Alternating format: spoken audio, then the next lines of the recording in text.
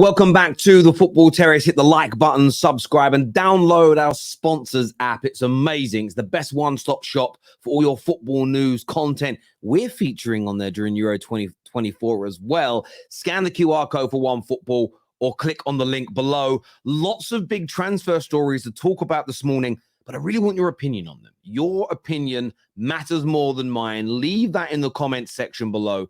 And we're going to start with Manchester United and an update from David Ornstein, where he states that Man United are exploring a deal for the Bologna striker Joshua Zirkzee. Interest advanced, plus dialogue with the strikers camp, the 23-year-old amongst multiple options. No club-to-club talks yet, but Man United considering an approach, aware of the €40 million buyout clause. Now, some people have misinterpreted this to say it is advanced. That's why we've questioned it in the title today. It isn't at that stage yet, but Man United are looking to push on. Other reports claim he's now our number one primary attacking target. I am, to a degree, excited about this deal. He's a player that I've personally been aware of for a couple of years now. So I think it was linked. It might have been to Arsenal or Chelsea a couple of years ago. So you start doing your research as you do in this space, and there's a great amount of talent in this young man. Not the most prolific goal scorer in the world, that has to be said. I'm not going to turn around and act like, oh my God, this guy's an absolute dynamo in front of goal. But his overarching play is a very different profile to that of Rasmus Højlund. He's 23 years of age, so there is some experience there of age. Now, he actually does have quite a lot of trophies to his name as well. That's due to having been part of the Bayern Munich team that has won major trophies. So he's been around success, over 200 games in his career so far. I'm really excited about the prospect of this deal going through. Now, of course, I want to get your views. I want to get your opinions. One of the biggest talking points is, are Man United going to have to pay a £12 million agent fee? Well, it's been reported by the same outlets in Italy that claim Man United were getting involved first. So ever before Ornstein, before Simon Jones, that's no disrespect, I'm just putting it out there, they are claiming that the agent of Joshua Zirkzee is willing to give Manchester United a discount, where he won't do that with AC Milan, who are believed to be winning the race, and that is due to the poor relations that he has with them as a club. Now, Man United have always spent a lot of money, but we've never been a team that has topped the agent fees paid charts that are published every few years. And typically it's because we've got a good relationship with most agents. So you're looking at a €40 million deal, so in the low 30 millions, potentially somewhere between £5 to £10 million in agent fees. But overall, if you end up paying 40 million British pounds to secure Zirkzee, I think that is brilliant business for 2024. I want your thoughts and I want your feelings in the comment section below. The Standard also goes on here to reiterate more news surrounding this situation. So go and check out their report today. It's very interesting indeed. Now, moving on to Arsenal. The story comes out from Give Me Sport today that Arsenal are weighing up a fresh approach for Pedro Neto. He says here that Mikel Arteta is looking away from an out-and-out striker targets in favor of a more versatile forward, and Neto is back on the table. For now, business transfers have been paused until July, with Euro 2024 has either slowed them down or finished until the competition has slowed down or finished. Nico Williams is also of interest but wants to move to Barcelona. And I will say this about Arsenal: the only question mark over Pedro Neto, and it is quite simply, it has to be the situation with his injuries. That's it. We saw yesterday for the game Portugal played. Why is he not starting? I don't know. His ability to impact games, beat a man, the speed of which he has is so good and is so strong. It is something that Arsenal should be considering. I understand the question mark of the injuries, though, but this would be, in my humble opinion, and I would love to get your views, I'd love to get your opinions in the comment section below, what you think about the potential of Neto going to Arsenal. How much would that improve the Gooners? Would he have impact? I like it. We spoke about this yesterday on Straight Facts with LB and with Dan Potts, that Arsenal very much need to look at this situation through the lens of bringing people in that can genuinely compete with the Martinellis, with their Sakas. And if they perform well, if they deliver in their job, knock them off their perch, push them out of the first team. And Neto certainly has the ability to do that. In other news today,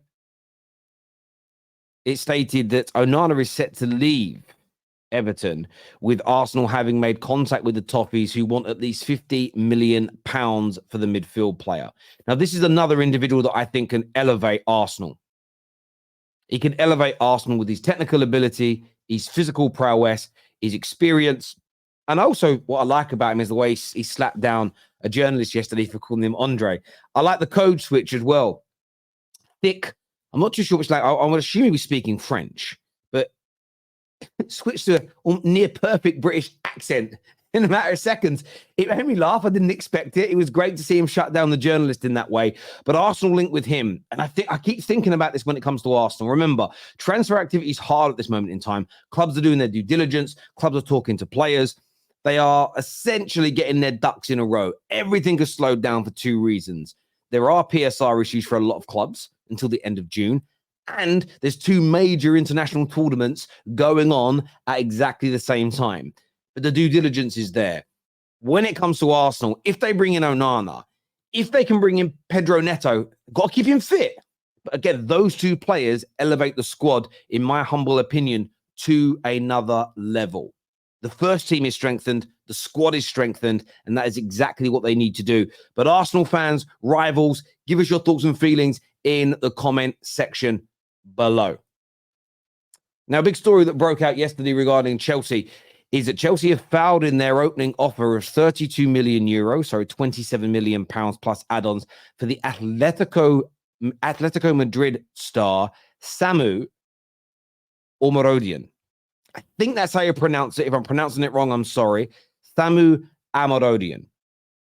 Now, I'm going to be very, very honest. I had no idea who this individual was before this came out. We've known that Chelsea have been interested in a number of strikers. They're in negotiations for Duran. They tried to sign Sesko. This is a new one. Another young profile. Another player with seemingly bags of potential. I am not going to claim to know anything about him. So while I'm not going to praise it and go, wow, what a good bit of business, equally, I'm not going to criticize it because I don't know much about this young man. I really, really don't.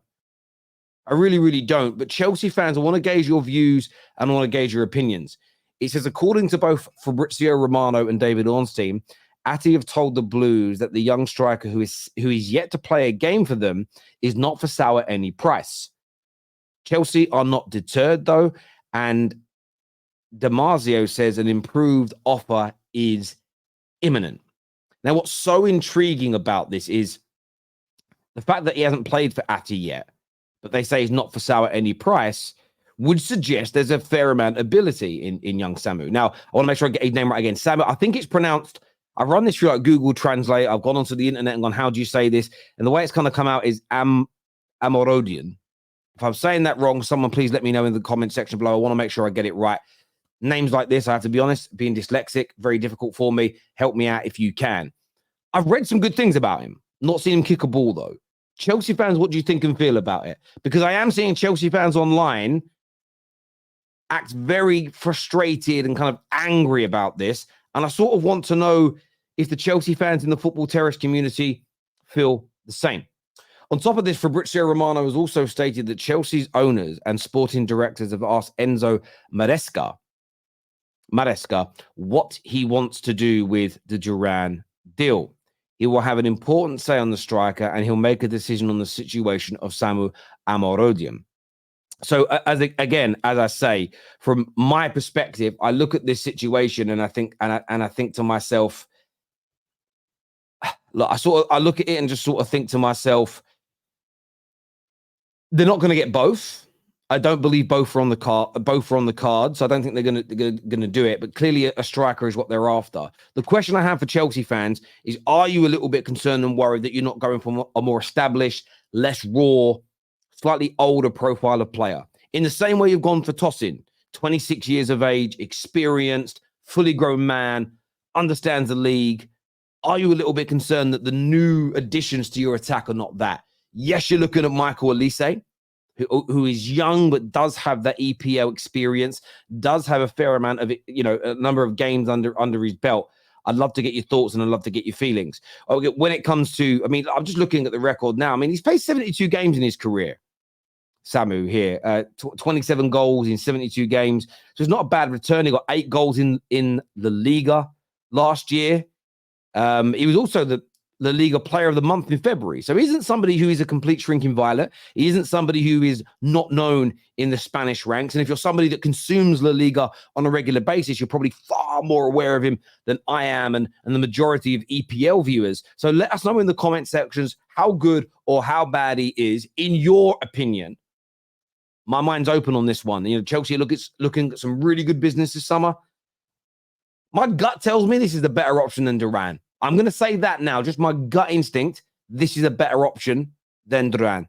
But I'd love to get your take. I'd love to get your views. I'd love to get your opinions. Remember, download OneFootball now. If you want the Euros journey for us to continue, go and download that app right about now.